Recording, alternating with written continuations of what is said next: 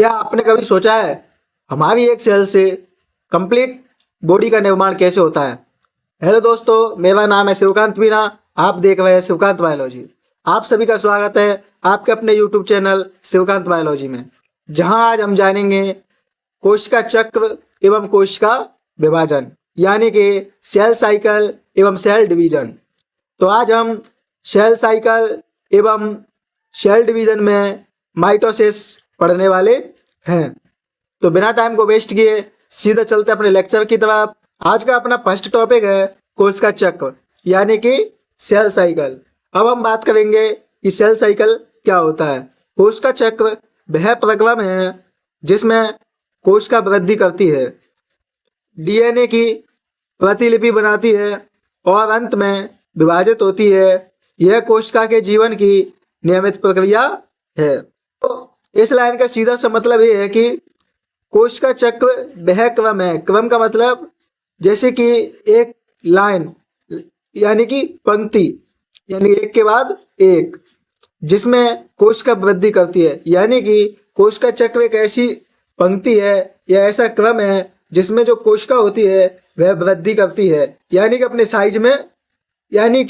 अपने साइज को बढ़ाती है एवं डीएनए की प्रतिलिपि बनाती है। यानी कि डीएनए में, कोशिका में जो पाया जाने वाला डीएनए होता है उसकी प्रतिलिपि यानी कि कॉपी बनाती है। जैसे कि 2 डीएनए से 4 डीएनए, 4 डीएनए से 8 डीएनए, एवं अंत में विभाजित होती है और एट लास्ट फाइनल में एक कोशिका 2 कोशिका में विभाजित हो जाती है एवं 2 कोशिका 4 कोशिका में विभाजित हो जाती है। यह कंप्लीट प्रोसेस ही कोशिका चक्र कहलाती है। कोशिका चक्र का सीधी लाइन में मतलब ये है कि पहले कोशिका वृद्धि करेगी, वृद्धि के बाद डीएनए की प्रतिकृति बनाएगी यानी कि कॉपी बनाएगी, और उसके बाद कोशिका विभाजित हो जाएगी। अब अपना नेक्स्ट टॉपिक है कोशिका चक्र की अवस्थाएं, यानी कि स्टेज ऑफ सेल साइकिल।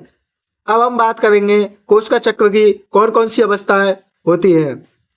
कोशिका चक्र की मुख्यतः अंत्यावस्था और एम अवस्था में समझा जाता है। यानी कि कोशिका चक्र की मुख्यतः 2 अवस्था होती है। एक का नाम है अंत्यावस्था एवं दूसरी का नाम है एम अवस्था। अंत्यावस्था में G1, S और G2 चरण होते हैं। एम अवस्था में कोश का विभाजन होता है। यानी कि अंत्यावस्था में 3 स्टेज होती है, जिसमें से पहली है G1, उसके बाद S, उसके बाद G2। इसी प्रकार एम अवस्था में केवल कोश का विभाजन होता है। यानी कि एम अवस्था में कोशिका एक कोशिका से 2 कोशिका में विभाजित हो जाती है। कोशिका चक्र की अवस्थाओं का क्रम इस प्रकार है, पहले G1, उसके बाद S, उसके बाद G2, उसके बाद M। ये क्वेश्चन बहुत बार नीट, बीएससी नर्सिंग एवं बोर्ड्स एग्जाम में आ चुका है, इसलिए यह क्वेश्चन सबसे इम्पोर्टेंट है कि कोशिका चक्र की अवस्थाओं का क्रम क्या है। तो G1, S, G2, M, ये आपको हमेशा याद रखना है। अब अपना अगला टॉपिक है अंतरावस्था, यानी कि इंटरफेज। अब हम बात करेंगे कि इंटरफेज यानी कि अंतरावस्था क्या होती है। अंतरावस्था कोशिका चक्र का वह भाग है जिसमें कोशिका वृद्धि करती है, डीएनए की प्रतिकृति बनाती है और विभाजन के लिए आवश्यक तैयारी करती है। यानी कि अंतरावस्था यानी कि इंटरफेज कोशिका विभाजन का या कोशिका चक्र का वह भाग है, यानी कि कंप्लीट कोशिका चक्र का एक भाग है, एक हिस्सा है जिसमें कोशिका क्या करती है, पहले वृद्धि करती है एवं डीएनए की प्रतिकृति यानी कि कॉपी बनाती है। उसके बाद कोशिका क्या करती है, विभाजन करती है। जैसे आप किसी एग्जाम की तैयारी करते हो तो उस तैयारी में क्या क्या तैयारी करते हो, जैसे कि आप नोट्स बनाना एवं याद करना एवं उनका रिवीजन करना एवं एमसीक्यू प्रैक्टिस करना, ये सभी क्या चीज है अपनी एग्जाम की तैयारी के, ये सभी चीज अपनी एग्जाम की क्या है, तैयारी। जब तैयारी कंप्लीट हो जाती है तो उसके बाद क्या होता है अपना एग्जाम। उसी तरह कोशिका में भी कोशिका विभाजन के लिए, कोशिका विभाजन का मतलब एग्जाम, एग्जाम का मतलब कोशिका विभाजन, तो कोशिका विभाजन के लिए भी कोशिका इसी तरह तैयारी करती है। अब हम बात करेंगे डीएनए का प्रतिकृतिकरण यानी कि डीएनए रेप्लिकेशन। एस चरण में डीएनए की प्रतिकृति बनती है यानी कि अंतरावस्था के जो जीवन के बाद एस अवस्था है उस एस अवस्था में डीएनए की प्रतिकृति बनती है। इससे विभाजन के बाद बनने वाली पुत्री कोशिकाओं को आनुवंशिक सूचना प्राप्त करने में सहायता मिलती है। यानी कि डीएनए की प्रतिकृति के पश्चात क्या होता है, यानी कि डीएनए की प्रतिकृति की वजह से कोशिका विभाजन के बाद जो संतान बनती है या पुत्री कोशिका बनती हैं उनमें आनुवंशिक सूचना प्राप्त करने में सहायता मिलती है। अब हम बात करेंगे कोशिका विभाजन का महत्व यानी कि इम्पोर्टेंस ऑफ सेल डिवीजन। जानते हैं कोशिका विभाजन का महत्व क्या है। कोशिका विभाजन से जीवों में वृद्धि, विकास, पुराने या क्षतिग्रस्त ऊतकों की मरम्मत तथा कुछ जीवों में अलैंगिक प्रजनन संभव होता है।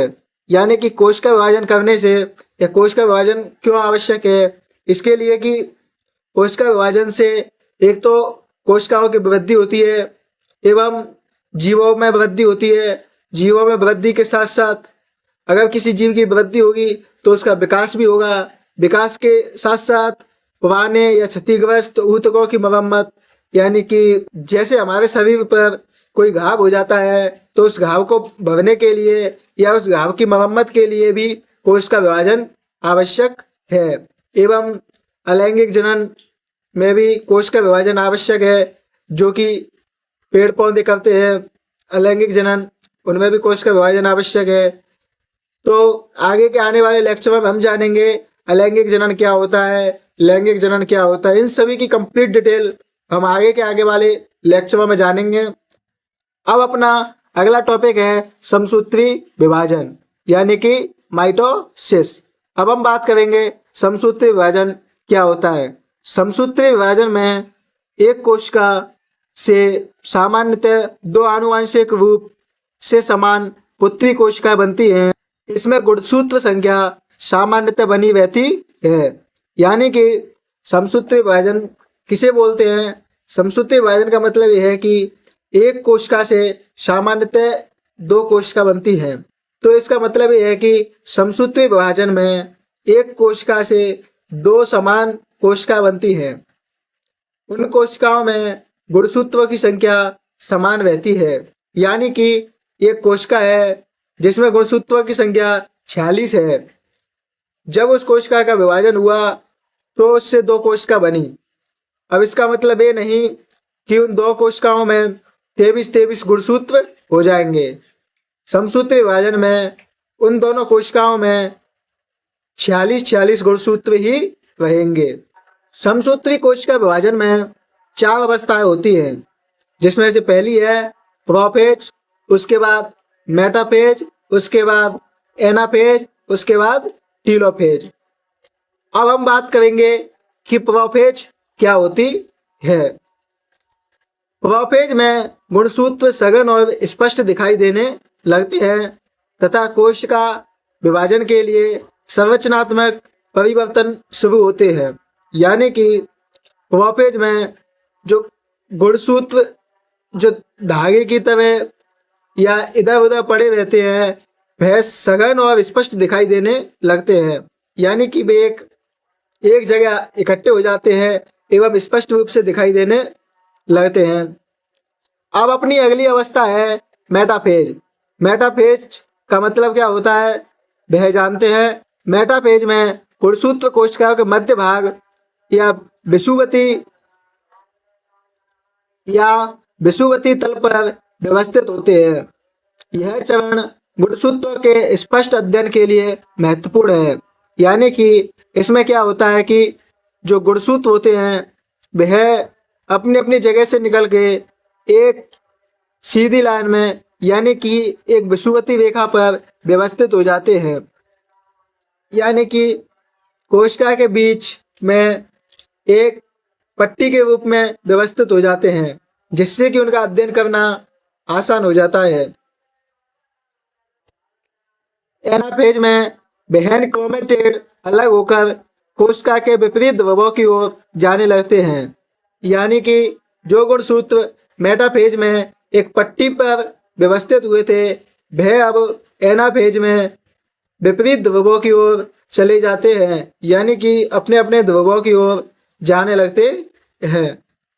अब हम बात करेंगे सबसे अंतिम एवं चौथी अवस्था, जिसका नाम है टीलोफेज। टीलोफेज में गुणसूत्र ध्रुवों पर पहुंचते हैं और दो नए केंद्रकों के निर्माण की प्रक्रिया शुरू होती है, यानी कि टीलोफेज में गुणसूत्र जो होते हैं वह ध्रुवों पर पहुंच जाते हैं एवं दो नए केंद्रकों का निर्माण शुरू हो जाता है। अब अपना अगला टॉपिक है साइटोकाइनेसिस।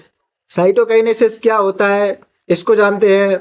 साइटोकाइनेसिस में कोशिका द्रव्य का विभाजन होता है और दो अलग पुत्री कोशिकाएं बनती हैं, यानी कि साइटोकाइनेसिस में कोशिका द्रव्य का विभाजन होता है, यानी कि कोशिका में जो द्रव्य पाया जाता है या जो मटेरियल पाया जाता है उसका विभाजन साइटोकाइनेसिस अवस्था में होता है। इस तरह एक कोशिका विभाजित होकर दो कोशिका बना लेती है। अब हम बात करेंगे समसूत्री विभाजन का महत्व, यानी कि समसूत्री विभाजन का क्या महत्व है। समसूत्री विभाजन शरीर की वृद्धि, ऊतकों की मरम्मत और कुछ जीवों में अलैंगिक प्रजनन के लिए महत्वपूर्ण है।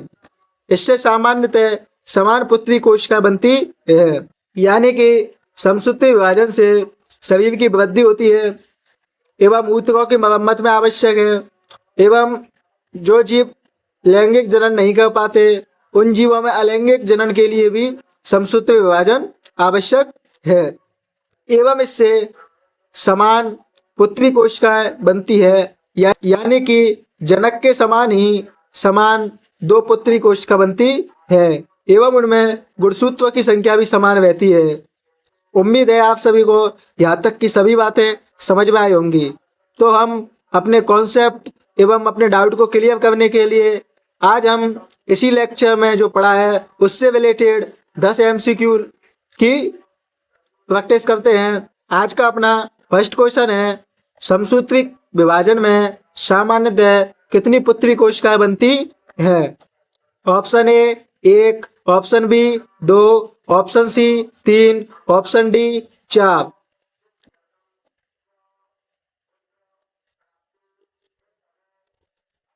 तो इसका सही उत्तर है ऑप्शन बी 2।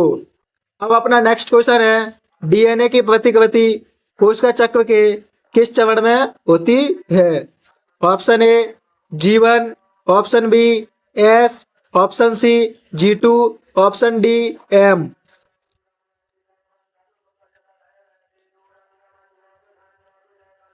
तो इस क्वेश्चन का सही उत्तर है ऑप्शन बी S। अब अपना नेक्स्ट क्वेश्चन है, गुणसूत्र मध्य तल पर किस अवस्था में व्यवस्थित होते हैं। Option A prophase, option B metaphase, option C anaphase, option D telophase.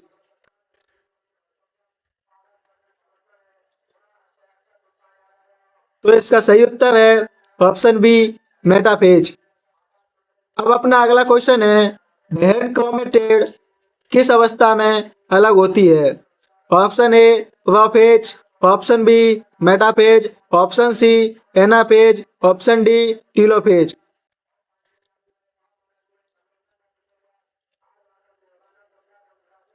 तो इसका सही उत्तर है option C anaphase. Next question है, दो नए केंद्रकों का निर्माण मुख्यतः किस अवस्था में होता है। Option A prophase, option B metaphase, option C anaphase, option D telophase.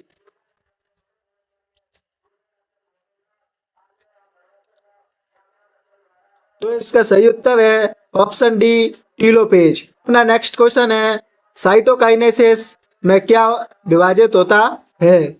Option A DNA, option B कोशिका द्रव्य, ऑप्शन सी केवल केंद्रक, ऑप्शन डी राइबोसोम।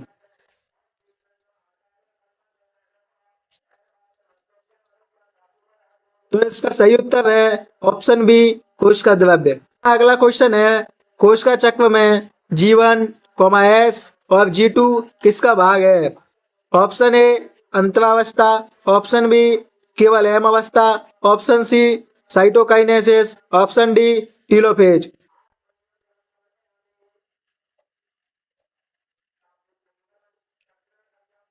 तो इसका सही उत्तर है ऑप्शन ए अंतरावस्था।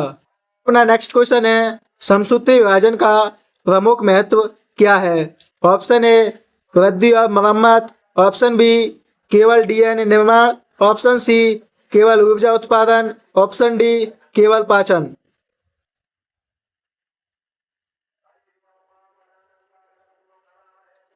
तो इसका सही उत्तर है ऑप्शन ए वृद्धि और मरम्मत।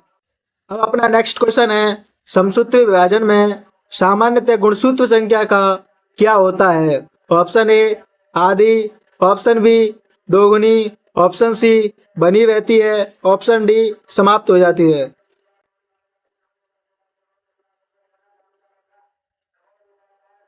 तो इसका सही उत्तर है ऑप्शन सी बनी रहती है। अपना नेक्स्ट क्वेश्चन है कोशिका चक्र का सही क्रम कौन सा है? Option A S G1 M G2, option B G1 S G2 M, option B M G2 S G1, option D G2 M G1 S।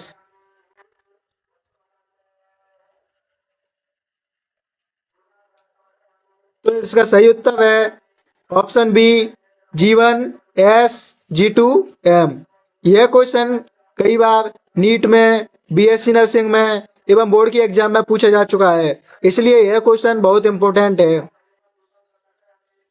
यहाँ अपने कंप्लीट होते हैं आज के 10 MCQ एवं आज का लेक्चर।